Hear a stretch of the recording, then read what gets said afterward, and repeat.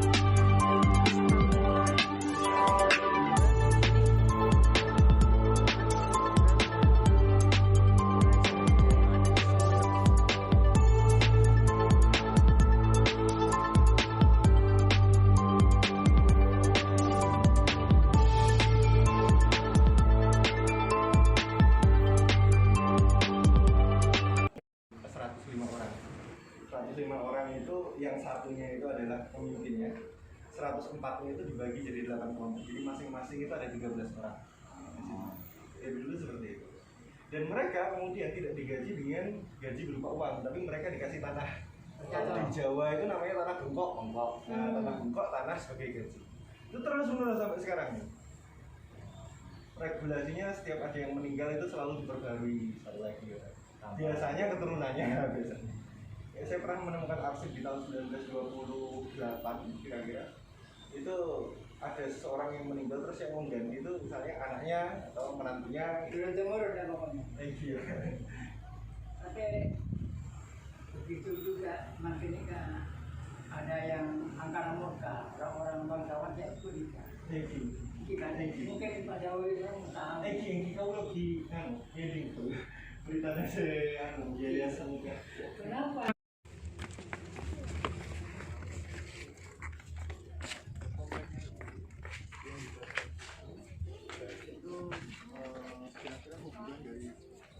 Abad 18. Yang mana? Abad yang di sebelah situ.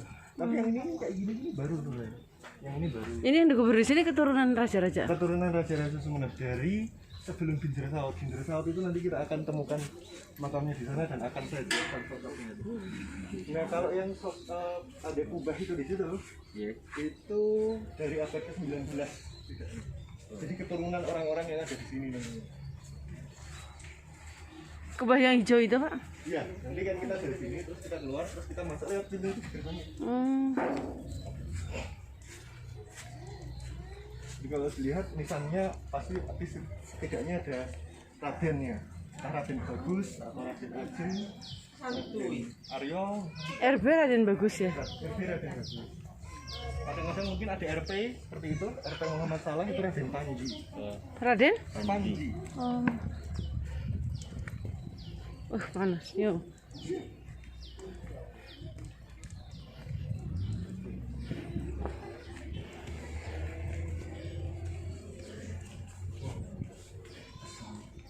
Ini kan tadi rajanya ada 4 ya, berarti makamnya juga yang besar-besar 4 ya? Iya, sebenarnya itu komplek dalamnya kuburannya raja-raja juga. Di sini ada raja. Nah, tapi ini adalah satu makam yang menarik. Ada Karena sebenarnya dia bukan golongan bangsawan. Tapi Dia bukan golongan bangsawan, tetapi dia menikahi salah seorang putri raja. Dia menikahi raja terakhir, rajanya itu namanya Prabu Winoto, punya putri namanya Hindun. Terus kemudian dia bertugas di sini sebagai dokter. Dia termasuk orang-orang yang dicatat oleh Jepang sebagai orang-orang terkemuka yang ada di Jawa. Dan kemudian karena jasanya pada masa revolusi, dia membantu orang-orang yang sakit yang ada di sini sampai namanya diabadikan menjadi nama rumah sakit umum daerah Sumeneb Kota. Sumeneb Kota namanya dokter ini ya. Jadi dia sebenarnya cuma menantu gitu, tapi kemudian dianggap sebagai saudara gitu. karena punya sumbangsih. Iya, karena itu kan kalau bisa dilihat beliau wafatnya di Malang gitu. Berarti dari Malang kan dibawa ke sini.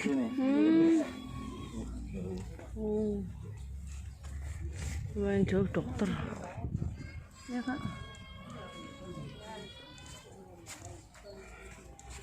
Tat. Banyak banget ya. Terutama dalam bidang apa itu, Mas? Gimana? Terutama dalam bidang apa? Dokternya itu. Ya dia kemudian membantu orang-orang yang sakit yang ada di sini.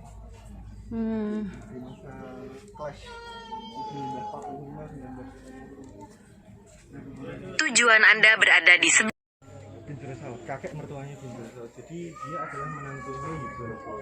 Jadi urutan raja-raja sebelum 1750 itu memang banyak simpang siurnya. Karena kemudian Prasastinya itu yang prasastinya. oke, yang lumayan jelas itu apa yang terjadi setelah 1750 di sini. Itu catatannya banyak sekali. Tapi sebelum 1750 itu wis iya ya, kayak batas-batasnya Sumeneb dan Pamekasan itu nggak kelihatan gitu. Karena bangsawan Sumeneb misalnya menikah sama bangsawan Pamekasan. Nah, Panji Pulang-Jiwo aslinya orang Pamekasan sebenarnya. Cuman dia diangkat mantu oleh Raja Sumeneb yang namanya Yudhoyono. Terus kemudian dia melahirkan seseorang yang kemudian diperistri oleh yang namanya Bintara Saud. Itu kok sekarang jarang kan yang namanya raja-raja itu banyak yang ziarah itu, apa di sini juga rajanya sekaligus ulama atau gimana ya? Sebenarnya kalau misalnya diposisikan seperti itu bisa, karena Bintara Saud sendiri sebenarnya adalah seorang pemuka agama. Cuman karena dia dinikahi oleh seorang ratu dari Sumeneb, kayak seolah-olah statusnya itu selain kiai kemudian dia diangkat menjadi raja gitu.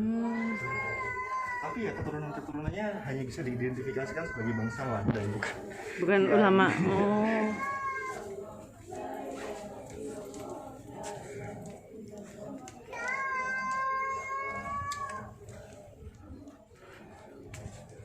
Nah ini Nah, jadi di tahun 1940-an, 1750-an ada seorang ratu di Sumeneb yang namanya Tirtonegoro. Ratu Tirtonegoro ini kemudian suaminya kabur dari keraton karena ada suatu permasalahan. Nah, kemudian Ratu Tirtonegoro ini bermimpi bahwasanya ada seseorang yang harus dia nikahi namanya Bintara Saud. Nah, Bintara Saud ini kemudian diundang ke istana, dipersuami oleh sang ratu, dan kemudian dia yang menjadi raja didampingi oleh Ratu Tirtonegoro. Yang menarik adalah kekuasaan setelah Bintara Saud ini bukan hasil dari pernikahannya dengan Ratu Tirtonegoro, melainkan dari pernikahan sebelumnya. Jadi Dia udah punya anak duluan. iya, dia sudah punya istri, sudah punya anak, terus kemudian dinikahi sama Ratu Tirtonegoro, terus kemudian dia menjadi raja. Yang meneruskan menjadi raja itu ternyata adalah keturunan dari pernikahannya yang sebelumnya. Nah, itu kan menarik ya. Arya Pacenan Bahaudin ini adalah putranya beliau. Pangeran Kornel ini berarti cicitnya beliau. Putra Panembahan Muhammad Saleh berarti buahnya cicit itu apa ya? Canggah. Canggahnya beliau. Nah, ini orang tuanya Putra Panembahan Muhammad Saleh, Panembahan Muhammad Saleh ini sebenarnya ada di kubah yang itu. Ayahnya Pangeran Kornel itu ada di kubah yang itu juga. Terus juga pokoknya kebanyakan putra-putrinya Bintara Saud yang langsung keturunannya beliau itu ada di kubah yang sebelah situ. Jadi beliau ini sebenarnya santri sebenarnya Bintara Saud ini. Ada kesimpang siuran istilah sebenarnya antara Babat Sumeneb sama satu sumber yang ditulis baru-baru ini. Tapi kalau saya lebih mempercayai Babat yang menerangkan bahwa Bintara Saud ini sebenarnya bukan keturunan raja, tapi dia kiai lah. Cuman kebetulan aja dinikahi sama ratu sehingga putra putrinya kemudian menjadi raja gitu. Tahun 1751 sampai 1762 setelah ini tuh Sumenep tuh ada terah yang sama sekali baru dibawa oleh Bindra Saud. Dari yang sama yang terbarunya itu. Dari istri yang sebelumnya. Jadi ketika dinikahi sama Ratu Tirtonegoro, beliau sudah punya anak, punya istri gitu. Yang melanjutkan terah pemerintahan itu malah bukan keturunannya Ratu Tirtonegoro sendiri, anak tirinya. Iya betul, anak bawahan lah ya. Anak bawaan. Nah, kita pindah ke sana, tetapi sebelumnya kita Fatihah dulu. Kita Fatihah Mustafa Rasulullah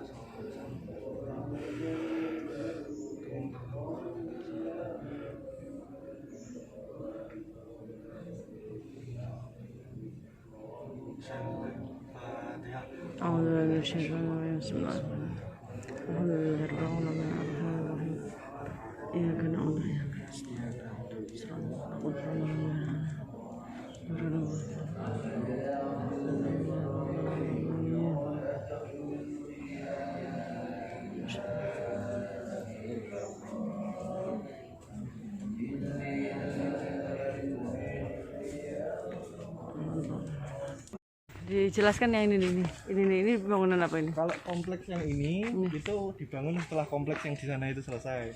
Karena raja-raja yang dimakamkan di sini itu adalah raja-raja setelah Bindra Saud. Jadi misalnya urutannya kan ada 7 setelah Bindra Saud, dari mulai Bindra Saud itu. Jadi Bindra Saud, Raden Tirtonegoro itu, kemudian Panembahan Sumolo, setelah Panembahan Sumolo itu Sultan Abdurrahman, setelah Sultan Abdurrahman itu Panembahan Muhammad Saleh, Pangeran Pako, kemudian Raden Arya Pratamingkusumo, terus yang ketujuh itu Prabu Winoto. Nah, selain Bindra Saud, 6 orang itu kemudian dimakamkan di sini. Jadi raja-raja setelah Bindra Saud itu dimakamkan. Assalamualaikum ya Allah kubur ya Allah lana lakum antum salafuna wa nahnu bil athar. Tapi lihat nama-namanya itu bukan nama-nama apa ya, bukan nama-nama daerah, tapi sudah benar-benar nama-nama Islam ya. Ya, tapi Baidowi, Saifuddin. Nama Islam yang kemudian dimadurakan. Ya, misalnya apa ya? Nah ini baru nih nama Jawa, Suryo Sutomo. Nah, Oh yang di sana kan tadi nama-namanya nama Islam, nama-nama Arab gitu ya.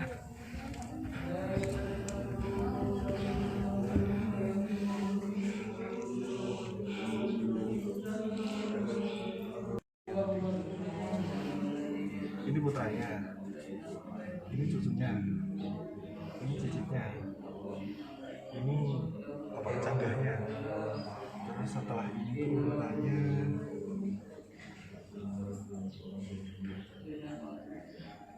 ini, setelah itu ini. Jadi 1, 2, 3, 4, 5, 6 orang ada di sini, satunya ada di situ. Jadi ini dari tahun, kalau Bindra Saud kan 1750 ya. Ini terakhir itu meninggal beliau tahun 1929. Jadi 7 keturunan dari 1750 sampai 1929. Nah, Raden Arya Prabu Winoto ini nggak punya anak laki-laki, punyanya anak perempuan tadi. Nah, 2 anak perempuan itu yang satu dikawin sama bangsawan, yang satu dikawin sama Dokter Muhammad Anwar tadi yang bukan di situ. Nah, yang menarik itu adalah sosok ini yang menulis ini dari tahun 67, R.A. Mangkuadiningrat. Dia adalah seorang mayor yang kemudian berperan dalam perang kemerdekaan 1947-1948 di Madura. Nah, jadi ada misalnya ada pangeran-pangeran yang sebenarnya berhubungan dengan mereka dan istri mereka seperti Raden Arya Panembahan Muhammad Saleh ini adalah istrinya beliau, istrinya yang nomor 3 ini. Terus Raden Arya Panembahan Sumolo ini adalah istrinya yang pertama ini, yang nomor 10 ini adalah istrinya, oh enggak, ini laki-laki deh, ini istrinya ini, Raden Arya Panembahan Sumolo ini istrinya ini. Ini sih. makam yang setelah 1750. Ya, jadi dibikinkan komplek baru biar letaknya itu terpisah ya, barangkali karena buat mengagungkan leluhur juga dan sebagainya gitu. Karena setiap bangsawan keturunan bin Dresawati itu berhak dimakamkan di sini. Mereka berhak banget. Cuman yang jadi persoalan itu adalah manusianya itu terus bertambah, tapi tanahnya itu kan tetap gitu ya. Betul. Belum ada yang mau mewakafkan lagi. Nah, itu yang jadi persoalan. Nah, kegagalan pemerintahan pribumi, artinya kegagalan kerajaan Sumenep sendiri itu salah satunya disebabkan oleh itu gitu. Jadi pajaknya gaji yang diberikan oleh keraton kepada mantri, kepada bangsawan keturunan raja itu adalah tanah-tanah yang ada di Sumenep.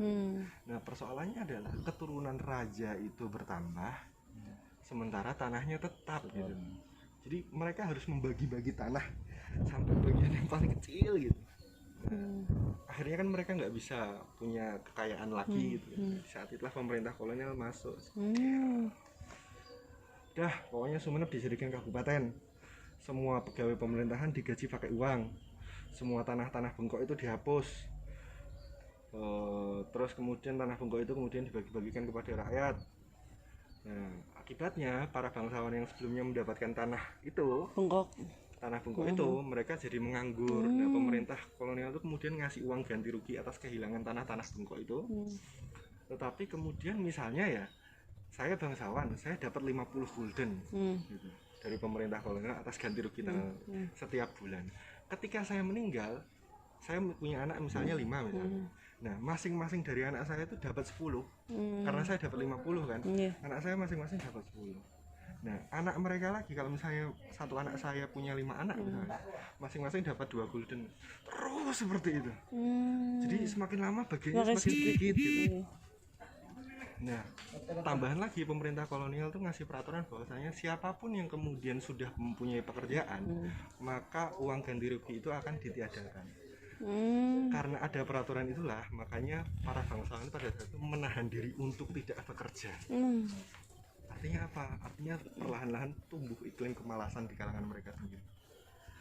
Kayak pemikiran, aku nggak kerja aja dapat uang kok. Nanti kalau aku kerja malah berapa, dihilangkan. bantuannya nanti hilang gitu. Lama makin ya kondisinya seperti itu.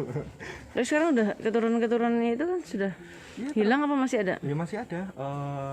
Ada beberapa, ya bukan beberapa sih, ada banyak sekali teman saya dari kalangan bangsawan. Karena tesis saya itu kan judulnya Kebangsawanan di Tengah Perubahan, Kehidupan Sosial Kaum Ningrat Sumenep 1950-an. Jadi saya melihat sebenarnya para bangsawan itu di awal masa kemerdekaan mereka sebenarnya ngapain aja sih sebenarnya. Saksi hidupnya ya, berarti yang jangan gali ya. Yang saya wawancarai kebanyakan kelahiran tahun 40-an lah. Jadi mereka mengalami 50-an sebagai anak-anak gitu.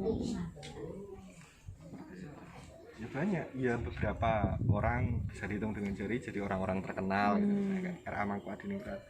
Terus ada seorang lagi itu saya berkolega baik dengan beliau, namanya Abdul Ghaffar Karim. Dia profesor ilmu politik dan pemerintahan di UGM.